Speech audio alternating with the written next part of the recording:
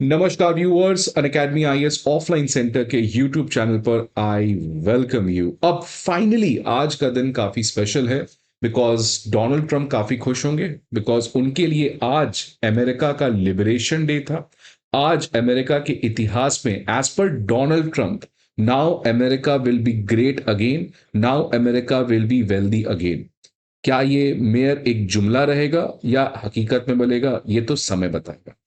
India के perspective से हम बहुत समय से इंतजार कर रहे थे कि क्या प्राइम मिनिस्टर मोदी जो कॉन्स्टेंटली डोनाल्ड ट्रंप के साथ नेगोशिएट करने का प्रयास कर रहे थे, और हमारे Indian diplomats B it S Jaishankar और पीयूष गोयल जो बैक चैनल डिप्लोमेसी के थ्रू ट्रंप के जो रेवेन्यू सेक्रेटरी हैं और ट्रंप के जितने भी सीनियर एडमिनिस्ट्रेटिव ऑफिशियल्स हैं उनके साथ बातचीत चल रहा था कि कैसे ट्रंप का ये जो हीट है वो इंडिया पे ना आए, ट्रंप का जो इम्पैक्ट है, जिस तरीके से ट्रंप रेसिप्रोसिटी की बात कर रहे थे, उसका इम्पैक्ट इंडिया पे सबसे कम हो। और फाइनली फ्रेंड्स, अगर आप देखेंगे आज जिस तरीके से डोनाल्ड ट्रंप ने रेसिप्रोकल टैरिफ लगाया है, इंडिया के लिए बहुत ही बड़ा स्पेशल तरीके का फेवर किया गया है बिकॉज इंडिया के प्रति जो रेसिप्रोकल टैरिफ उन्होंने लगाया है इट इज 27%। तो देखिए, डोनाल्ड ट्रंप ऐसा नहीं कि किसी भी कंट्री को छोड़े, इनफैक्ट उन्होंने सारे कंट्री को रेसिप्रोकल टैरिफ लगाया है।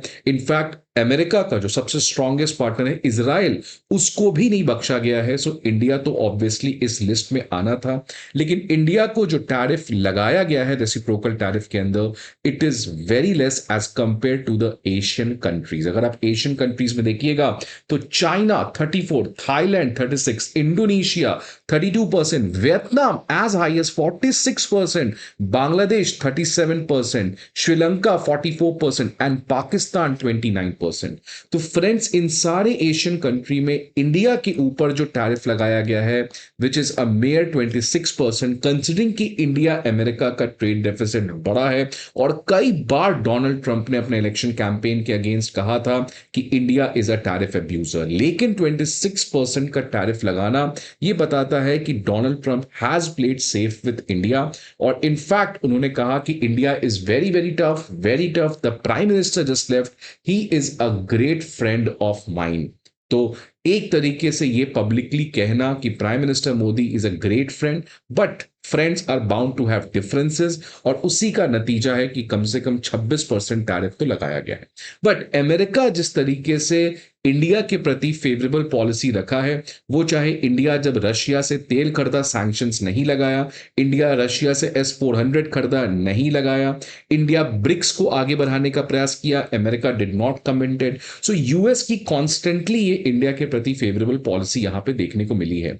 लेकिन इन सभी के बीच में अगर मैं एक चीज बताऊं जो बताता है क्लियरली कि अमेरिका कितना ज्यादा सीरियस है इस समय इंडिया के साथ अपने रिलेशनशिप को बनाने के लिए, so friends I am talking about this particular news.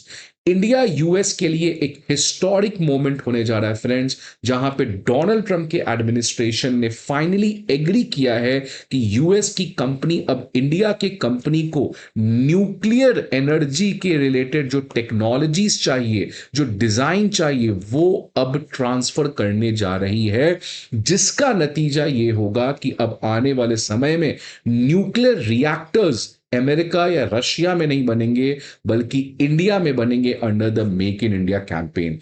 इस तरीके का परमिशन यूएस किसी भी कंट्री को नहीं देता है अगर कोई कंट्री नॉन प्रोलिफरेशन ट्रीटी को साइन नहीं किया है, क्योंकि अगर ये न्यूक्लियर एनर्जी को बनाने के लिए आप न्यूक्लियर रिएक्टर से रिलेटेड डिजाइन और टेक्नोलॉजी प्रोवाइड करेंगे तो हो सकता है वो कंट्री उसको यूज करके न्यूक्लियर वेपन बना ले।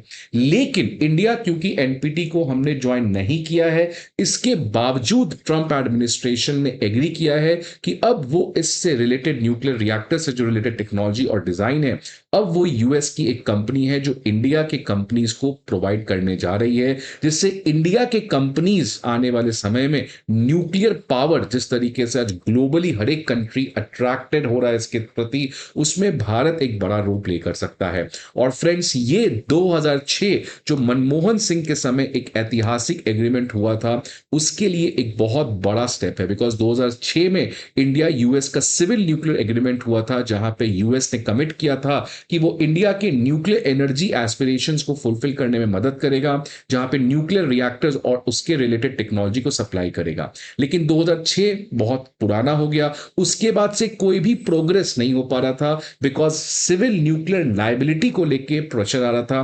बिकॉज इंडिया में अगर आप बात करें तो मान लीजिए ये एक न्यूक्लियर प्लांट है, अगर इस न्यूक्लियर प्लांट में कोई डैमेज होता है, जिससे किसी तरीके का नुकसान होता है, तो इस नुकसान की भरपाई कौन करेगा? अगर हम बात करें, ये जो भारत की पार्लियामेंट ने कानून लाया था, इसमें इसकी भरपाई करेगा जिसने न्यूक्लियर रिएक्टर को सप्लाई किया है, मतलब जो सप्लायर है लाइबिलिटी उस पे आएगी।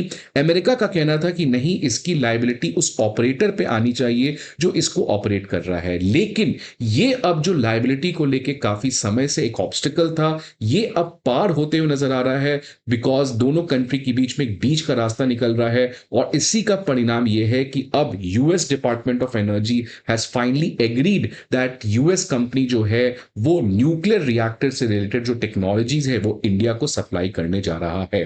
तो इसी के बारे में आज हम लोग इसमें डिटेल में बात करेंगे फ्रेंड्स। बट आगे बढ़ने के पहले एक बहुत ही इंपॉर्टेंट इंफॉर्मेशन कि academy IAS previous year questions, current affair magazines और प्रीलिम्स मॉक टेस्ट, ये सभी चीज के पीडीएफ आपके पास लेकर आया है। इन सारे पीडीएफ्स को अब आप फ्री ऑफ कॉस्ट डाउनलोड कर सकते हैं। हमारे वीडियो के दिए गए डिस्क्रिप्शन पे एक लिंक होगा, उस लिंक पर जाके आप इन सभी वीडियोस को डाउनलोड कर सकते हैं ना। कौन सी वो अमेरिका की कंपनी है जिसको ये परमिशन दिया गया? तो ये हॉल्टिक इंटरनेशनल है। और खास बात क्या है कि ये जो हॉल्टिक इंटरनेशनल जो न्यूक्लियर रिएक्टर्स को बनाती है, वो इस समय एक Indian American Kris P Singh के द्वारा लीड की जा रही है। तो यूएस ने इस कंपनी को रेगुलेटरी अप्रूवल दिया है। ये जो कंपनी है ये भारत को उभरते हुए न्यूक्लियर टेक्नोलॉजी, जिसको हम स्मॉल मॉड्यूलर रिएक्टर टेक्नोलॉजी कहते हैं, ये ट्रांसफर करने जा रही है इंडिया के 3 कंपनी को, जिसमें एक है हॉल्टिक एशिया, दूसरा है टाटा कंसल्टिंग इंजीनियर्स और तीसरा है लार्सन एंड टूब्रो एलएनटी। अब आप देख सकते हैं फ्रेंड्स, ये 3 तरीके के रिएक्टर है। पहले हमेशा हम लोग फोकस करते थे लार्ज कन्वेंशनल रिएक्टर, जो इंडिया में बहुत सारे हैं, रशिया ही हमें सप्लाई किया है।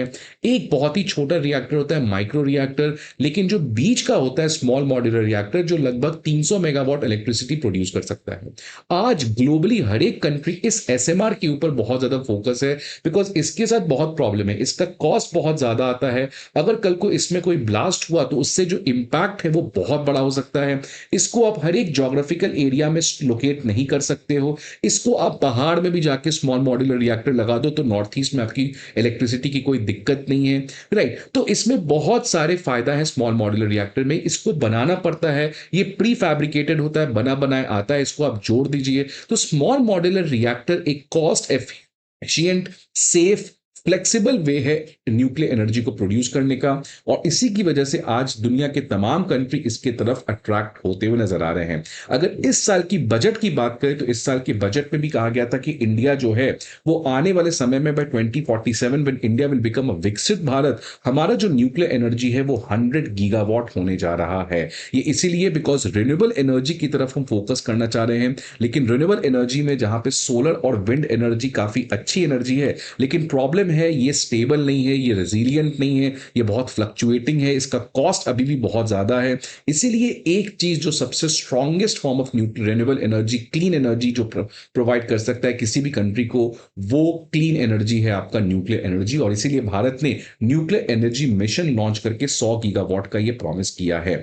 अब ये जो स्मॉल मॉड्यूलर रिएक्टर है, क्योंकि अब इंडिया के कंपनीज लाइक टाटा ग्रुप्स और एलएनटी जैसे बड़े कंपनीज को सप्लाई किया जाएगा, इसकी वजह से आने वाले समय में हम ये एसएमआर रिएक्टर्स को खुद से बना सकते हैं और अपने लिए यूज तो कर ही सकते हैं, लेकिन और भी ग्लोबल साउथ के कंट्रीज जो आज खुद इलेक्ट्रिसिटी शॉर्टेज को झेल रहे हैं, क्लाइमेट चेंज के इंपैक्ट को झेल रहे हैं, उनको भी हम प्रोवाइड कर सकते हैं। जिसकी वजह से हम यूएस के साथ मिलके चाइना जो एसएमआर में काफी एग्रेसिवली अपने चीजों को प्रमोट करना चाह रहा है, उसको हम बैलेंस आउट कर सकते हैं। So this is a remarkable step in the Indo US relation. और जिस तरीके से constantly US is trying to make some special provisions for India, ये आज इंडिया का गोल्डन अपॉर्चुनिटी है फ्रेंड्स, बिकॉज चाइना इसी तरीके से कोल्ड वॉर में रशिया यूएस के टेंशन को यूज करके अमेरिका से इफेक्टिवली नेगोशिएट कर पाया, उससे टेक्नोलॉजी लिया, उससे फंड लिया। So today is India's moment with America the same way China had that moment with America during the last Cold War.